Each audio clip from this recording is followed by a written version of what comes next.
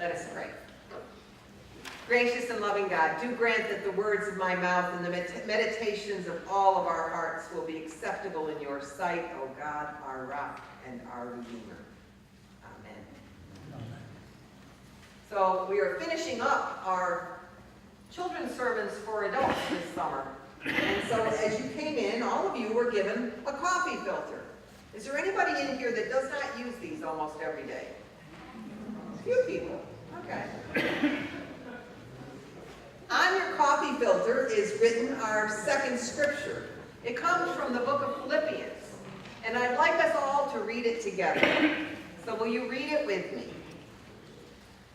Finally, beloved, whatever is true, whatever is honorable, whatever is just, whatever is pure, whatever is pleasing, whatever is commendable, if there is any excellence, and if there is anything worthy of praise, think about these things. The word of our Lord. Thanks be to God. So I put a coffee filter in your hands because we're going to talk about filters today. Filters are good things.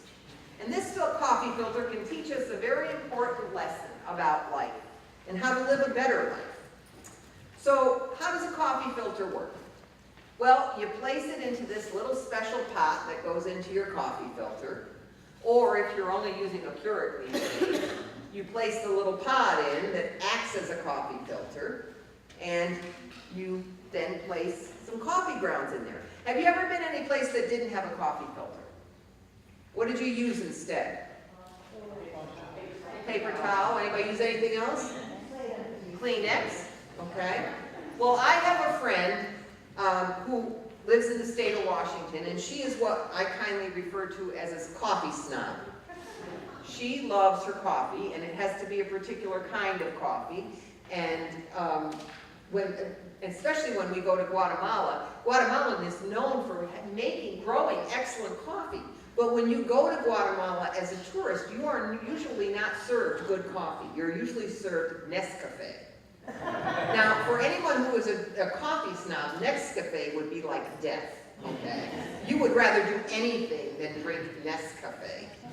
And it's really weak Nescafe, I'm told. I don't drink coffee, but I'm told it's really weak Nescafe.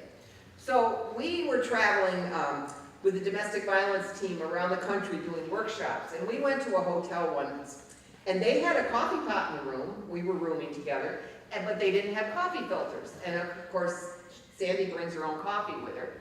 So she has this coffee, and I'm thinking, now what is she going to do? Guess what she used? Pantyhose. So if you're ever in a bind, you can use pantyhose as a coffee filter. So we put this in our little pot, and then we put the coffee in it, and then we pour boiling hot water on it, and it brews the coffee. And hopefully what will happen is the coffee will come through, and the grounds will be left in here. Has anybody ever had grounds in their coffee? I'm told that is not pleasant. It doesn't look good to me. I've never had it because I don't like coffee, but I'm thinking it doesn't taste good. Sometimes you forget to put the coffee filter in. I remember the first time I made coffee, because I don't drink it, we were having company, and I had a coffee, an old-fashioned plug-in coffee pot. It was gold. It was Harvest Gold. That shows you how old that was. Everybody remember Harvest Gold? It was Harvest Gold. And I made the coffee, and I had company, and we were talking, and somebody kept saying, something smells. I never put the water in. So I had roasted coffee. But filters are good for a lot of things. The idea of a filter is that it keeps the things out that are supposed to be kept out. And there's a lot of other kinds of filters. Everybody has a furnace filter. Pretty soon you'll all be changing your furnace filters, hopefully, to get them ready for the new season. Because that's what keeps the air that we breathe clean in our homes. Last month, the air conditioning in our church broke. And when the repairman came, one of the first things he said is, did you change the furnace filters? And I had gone upstairs, Jay and I had gone up to look to see when we tried to fix it first. And sure enough, they not only had been changed, but the date that they were changed is written right on the filters. Good tip for people. So the guy was really impressed that we had the dates changed written on our furnace filters. Gas filters keep the gas in your car clean. They keep a lot of the junk out. And sometimes if you go to one of those quick change, oil change places, they'll come out and they'll show me the gas filter like I'm supposed to be impressed. Like, this is not good, okay? It needs to be changed, it needs to be changed. Filters come in all shapes and sizes. God says that we need to filter ourselves too. Our scripture today from Mark talks about defiling our hands. You know, the Jewish people had so many rituals that took place, and Jesus kind of came and turned some of those upside down.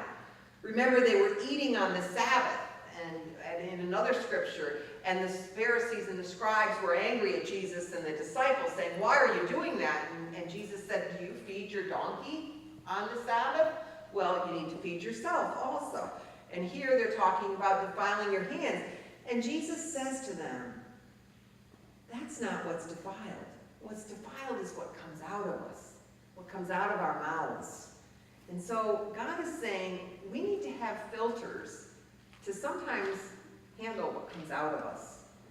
You know, sometimes we don't even realize the things we say, the things we do. I was remembering when, and I may have told you this story, when I was working with a Reach Work Camp down in South Carolina, and we were repairing people's homes, and I was in charge of a teenage work crew. And I had a work crew of about 12 or 14 teenagers. And I had one boy that kind of was, he was very good looking, and all the girls were Googling him. And they were loving to be on that work crew. Troy was his name, and he was a Southern boy. So we had gone to this woman's house, and we were building a deck for her. And she was so excited that she was going to have a deck to sit outside and watch the cars go by. That was what she wanted. So we were building a deck, and I gave the kids a whole talk about, you know, we're in somebody else's home. This is their home. We're their guests. Even though we're working there, you need to be polite. We need to watch our mouths. We need to not say anything bad. And so we're working along, and all of a sudden Troy's working, and he takes a hammer and he slams his thumb with the hammer. And I look over at him from across the deck, and he's going, and he looks at me, and he says, "Thank you, Jesus."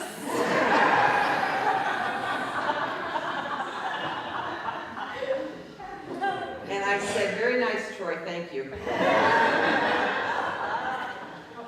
Sometimes we have to watch what comes out of our mouths. You know, we all hear bad things, and sometimes we put them in our heads. Have you ever had a toddler who you heard something, and then all of a sudden it comes out? It comes out at a really inappropriate time. It comes out. You have to be really careful what you say and what you think. But the filters also have to be times when we don't even realize when we hurt people's feelings sometimes.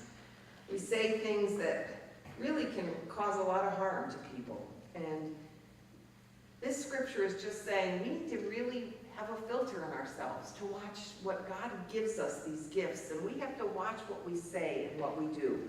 Keep our bad thoughts to ourselves, filter them out. Keep the bad things that we're thinking out, filter them out. Just as the coffee filter won't let any grounds into the coffee pot, you and I need to filter out what is in us.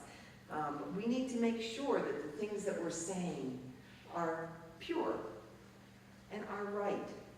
And then if we do defile, because sometimes, no matter how hard we try, some grounds do get into that coffee. And sometimes, no matter how hard we try, we do some things wrong. And that's what forgiveness is for.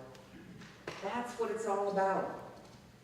I was mentioning that one of our ladies that we all had hoped was going to be really successful out of jail ended up back in jail.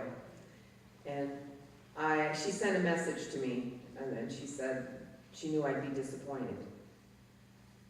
I have to admit I was a little disappointed, but that wasn't the point. The point was that it's not always easy. You know, we think that people learn a lesson when they're in jail, but then we send them right back to where they were before. They have to go back and live where they were, do the things they did before, and it's easy to slip up again. It's really hard not to. And so filters are important for all of us. So in case you are one of those people that occasionally slips up and lets the coffee go into the coffee grounds, go into the coffee, I gave you each a coffee filter with this little saying on it so that you can remember how important it is to filter things in your lives. That's my message for you today. Amen.